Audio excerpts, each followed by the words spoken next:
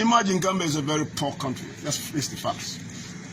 Countries like Sierra Leone, Ivory Coast, Liberia, these countries are really, they're endowed with natural resources. In the context of gold, diamond, bauxite, chromite, iron ore, even petroleum. But imagine the wars they fought for years. Go back and see. It has retarded all what they've gained over the years. In other words, give them a very serious setback. And Gambia is a very poor country. We cannot afford to allow conflict in this country. It is not in our collective interest. Yeah. Sorry, I would like to. I want to know what can you do as your role to unite the political leaders in the Gambia? Because as you see, most of the political leaders in the Gambia, some of them are into this tribalism, as you said. So, what is your role, and what will be your greatest advice that you can put across to them? I mean, to be honest with you, it's a concerted effort, not an individual effort. My views, your views should be very resonant and very direct to the point. If this is a view shared by all of us to say we would like to see us working together as a nation, let's look at this. Look at it in this way: Gambia is all Gambians. Period. Politics aside, tribalism aside, and that is a major message, in my opinion, we should filter down. If this is something embraced by every Gambian, alone we cannot do it. But we can always make the clarion call to say, let's not do it. Why? We've seen it from other countries. It went the other way. In other words, it degenerated into a conflict situation of unprecedented proportion. So Gambia, in my opinion, we should not allow that to happen. Thank you. You are watching VM International TV, and welcome. Earlier today, CDS Drame met the governor of West Coast Region, Lamin Sane, concerning about how to maintain peace and stability in the Gambia. He addressed the people and the nation that peace is life and conflict will only divide us as Gambians and nothing else. He added by saying there is no room for tribalism in the Gambia. Gambia is a small country. Let's maintain peace, love and stability. Nobody would emerge as a winner if there's a problem in this country. All of us stands to lose, including my very side. We are talking out of experience. We've served in conflict-ridden countries. We've seen the repercussions of conflict. Conflict comes with a lot of repercussion. In Israel, usually always, there's wanton destruction to lives and properties. In Israel, there's what we call vicious circle. In Israel, there's what we call deep-felt animosity. Although people can forgive, but they cannot forget. It's a natural instinct.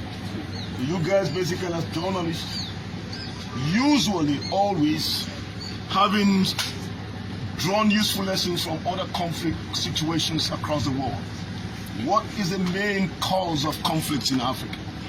One of the main causes is tribalism, nepotism, and other forms. But mostly in Africa, tribal sentiments is the main cause of conflict in Africa. In Rwanda, within 3 months, within a span of 3 months, over 800,000 lives were perished. Those were the lives accounted for. Imagine those who died unaccounted for. And again, what was the cause of that war, civil war in Rwanda? Is tribal sentiment. Hutu, Tutsi. You ask yourself, what is the importance? Within 90 days, over 800,000 lives got perished. In Sierra Leone, even though it could perhaps be attributed to bad governance, but again, one of the underlying causes is tribal sentiments. In Liberia, tribal sentiments. In Cote d'Ivoire, tribal sentiments. The list would go on and on. Research were done, and they came to a conclusion. Most of the causes of conflict in Africa is as a result of tribal sentiment. Drawing that into the Gambia context, relationships are so interwoven. Our relationships are so interwoven. Why should we, as Gambians, allow tribal sentiment to creep into the fabric of this fine institution, or fine nation?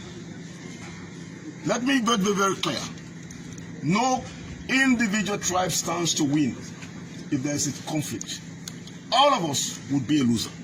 I'm talking out of experience. either directly or indirectly. Everybody is going to be a loser. There's nobody would emerge as a winner.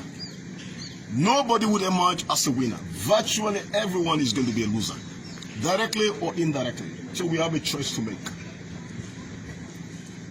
Gambia, by the very size of Gambia, by the very nature of Gambia, we're all interrelated, directly or indirectly, through intermarriages. So then, let's ask ourselves this question. What is the rationale to advance tribal sentiment? What do we gain out of that? Let me ask you this question. You are the peace ambassadors. Let's give peace a start. Politics should not divide us. Tribal sentiment should not be encouraged, but rather should be condemned. They're all peace-loving Gambians. That's my strong message I want to share with you. Well, sir, you as the CDS of the Gambia National Army, and army as an institution, what are you doing to make sure that you curb, tribalism in the country? If you look at it, I've been going around the country. I've engaged my troops. The essence of my trip is to see the working and living conditions of troops under my command.